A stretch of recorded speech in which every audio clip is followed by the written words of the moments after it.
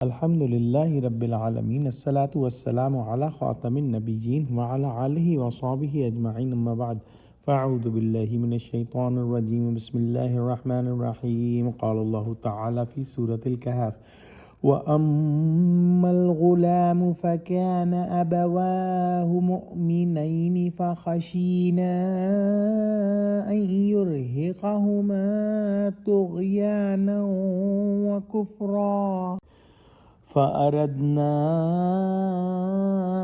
أَن يُبْدِلَهُمَا رَبُّهُمَا خَيْرًا مِّنْهُ زَكَاةً وَأَقْرَبُ رُحْمًا۔ ترجمہ: اور وہ جو لڑکا تھا، اس کے ماں باپ دونوں مومن تھے، اور ہمیں اندیشہ ہوا کہ وہ بڑا ہو کر بد کردار ہوتا، کہیں ان کو سرکشی اور کفر میں نہ پھنسا دے، تو ہم نے چاہا کہ ان کا پروردگار اس کی جگہ ان کو اور بچہ عطا فرمائے جو پاک تینتی میں اور محبت میں اس سے بہتر ہو۔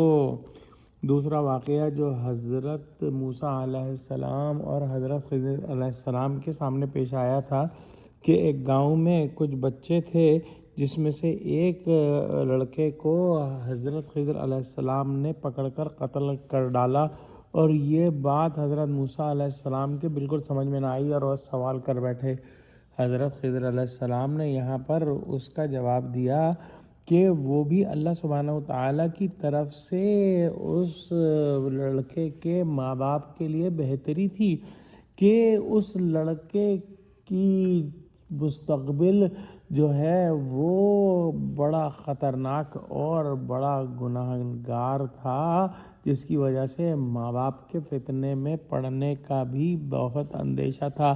ماں باپ مومنین تھے، لہذا اللہ سبحانہ وتعالیٰ کے حکم سے اس لڑکے کو قتل کیا، اور اللہ سبحانہ وتعالیٰ اس کی جگہ ان کو ایک پاک نیک مومن اور با کردار لڑکا عطا فرمائے گا، جو ان کے لیے یعنی والدین کے لیے دین اور دنیا اور آخرت کے اندر بہتری کا سبب بنے گا۔ صدقے حدیث میں آیا ہے کہ فطرت سے ہر بچہ مسلمان پیدا ہوتا ہے، مگر آگے چل کر خارجی اثرات سے بچپن ہی میں بعض کی بنیاد بری پڑ جاتی ہے، جس کا پورا یقینی علم تو اللہ سبحانہ وتعالیٰ کو ہوتا ہے، تاہم کچھ آثار اہل بصیرت کو بھی نظر آنے لگتے ہیں۔ اس لڑکے کی نسبت اللہ سبحانہ وتعالیٰ نے حضرت خضر علیہ السلام کو آگاہ فرما دیا تھا کہ اس کی بنیاد بری پڑی تھی، بڑا ہوتا تو موذی اور بدراہ ہوتا اور ماں باپ کو بھی اپنے ساتھ لے ڈوبتا، وہ اس کی محبت میں کافر بن جاتے۔ اس طرح لڑکے کا مارا جانا والدین کے حق میں رحمت اور ان کی حفاظت کا ذریعہ بن گیا۔ خدا کو منظور تھا کہ اس کے ماں باپ ایمان پر قائم رہیں۔ حکمت الہیہ ہوئی کہ آنے والی رکاوٹ ان کی راہ سے دور کر دی جائے۔ حضرت خضر علیہ السلام کو حکم دیا کہ لڑکے کو قتل کر دو۔ انہوں نے اللہ سبحانہ وتعالیٰ کی وحی پا کر وہی کیا جو ان کو حکم ہوا تھا۔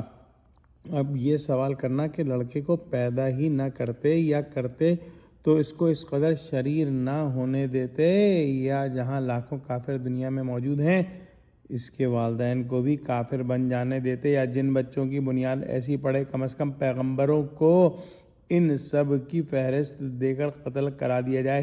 ان باتوں کا اجمالی جواب تو یہ ہے کہ لا يسأل عما يفعل وهم يسألون، جو یہ لوگ کرتے ہیں اس سے آپ کو نہیں پوچھا جائے گا، بلکہ ان سے ان کا رب خود پوچھ لے گا۔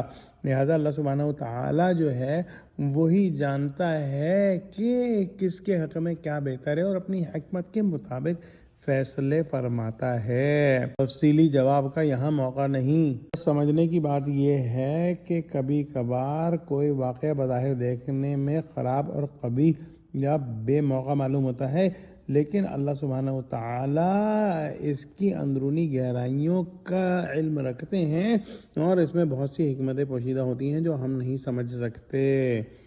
دعا کرتے ہیں کہ اللہ سبحانہ وتعالیٰ ہم کو قرآن کا فہم عطا فرما، ہم کو سچوں سے جوڑے، ہم کو صراط مستقیم پر قائم فرما دے۔ اللہ مسلمانوں کی مدد کر، مسلمانوں کو متحد فرما، آمین۔ وآخر دعوانا ان الحمد للہ رب العالمین، والسلام علیکم ورحمۃ اللہ وبرکاتہ۔